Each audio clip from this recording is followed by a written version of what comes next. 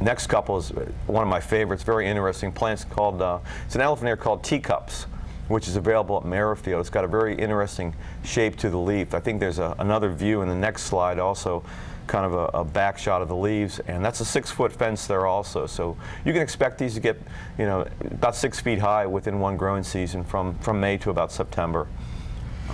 That's fine. Just look at those pictures. It makes me think when I was a kid, I used to love watching all the Tarzan movies and stuff. Yeah, exactly. That kind of look. Absolutely. And these particular ones here, the good thing about it, a lot of the elephant ears, they droop down, and you don't get to see the back side where the interest of those veins with the dark veins and the dark stems and everything. These, they just stand right up there on display and show you exactly what they've got.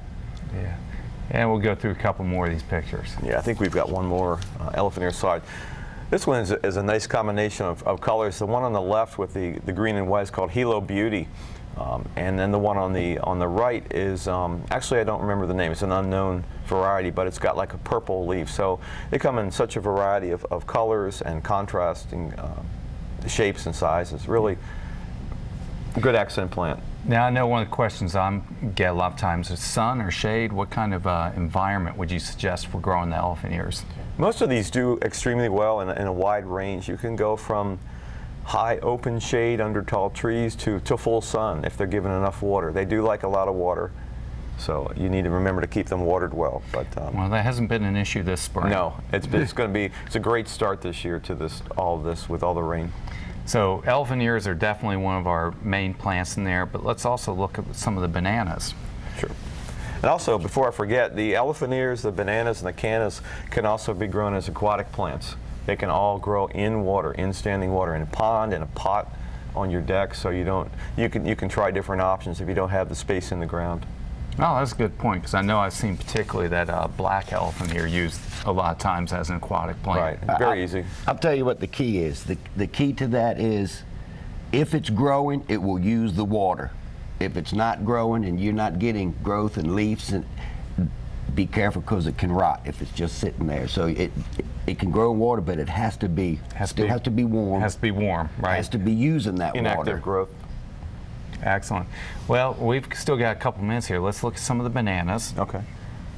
We'll just continue on with these pictures. This is a great shot. This is also friends of ours here in Falls Church. This was the first year they tried this, and this was the result in September after planting this brand new bed in May.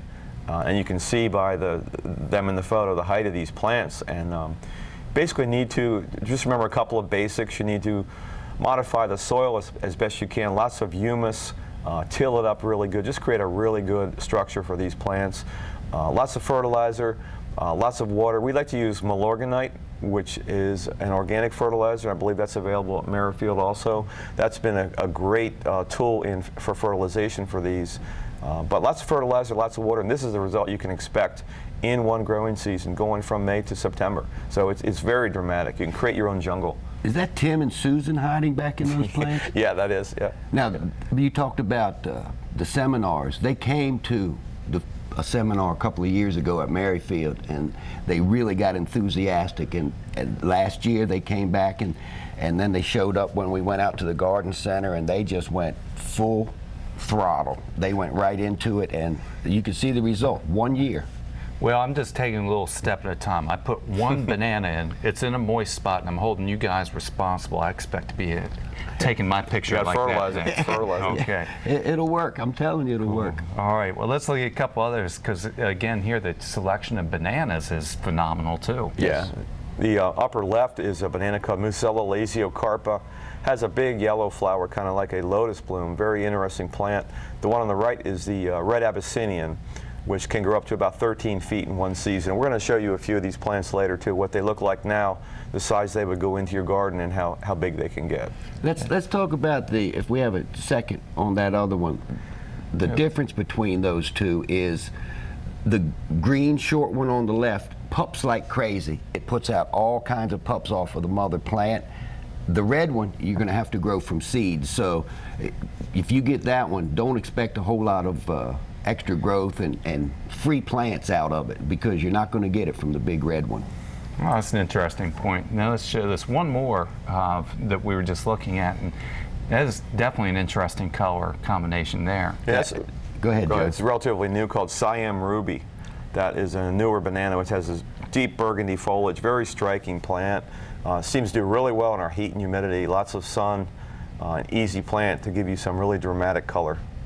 Excellent. Well, we're going to have to take a quick commercial break right now, but stay tuned because when we come back, there's still a whole lot ahead that you need to learn about this style of gardening.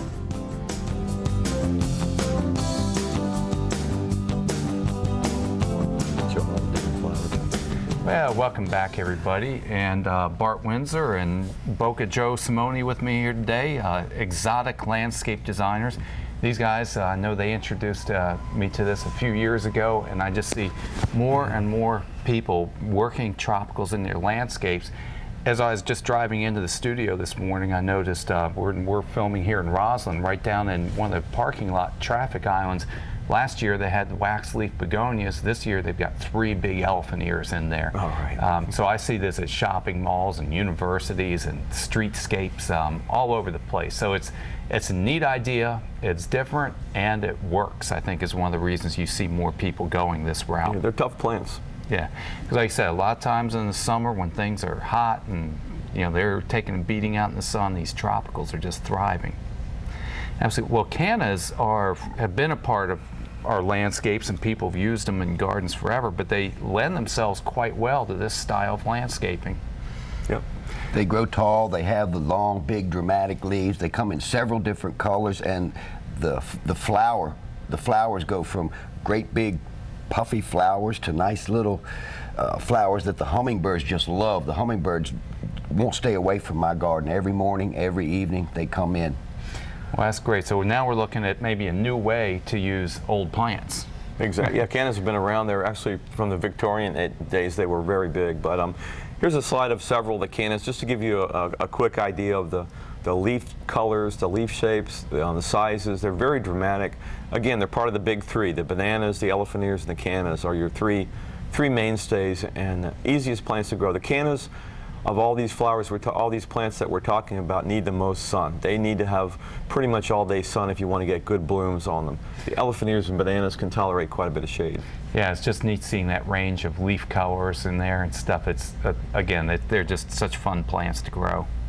Exactly. And then I think we've got another example coming up. Yeah. The one on the left is a very dramatic one called Stuttgart.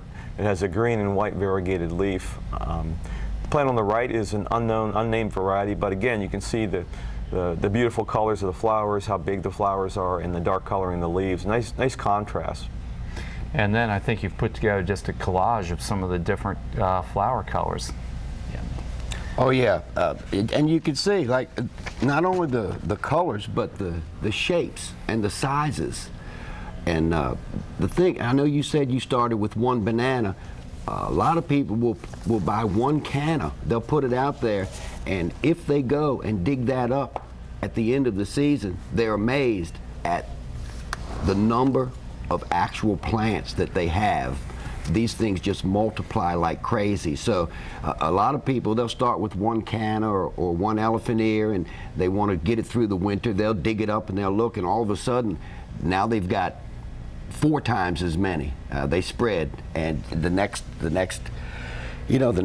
spring you put them in there, and here you are. Now you've got several. So David, be careful. I hope you have plenty of room if you're going to start digging and replanting next year. You may be full-fledged into the tropical paradise. You may not even realize it. He won't come back from vacation. I don't see that happening in my little townhouse garden, and you're not going to be taking any of the extra plants off my hands, will you?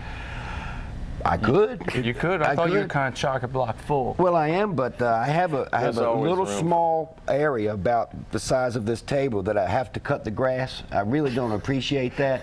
So any extra plants, I'll get rid of the grass and I'll stick them right there. We'll see what we can do about that.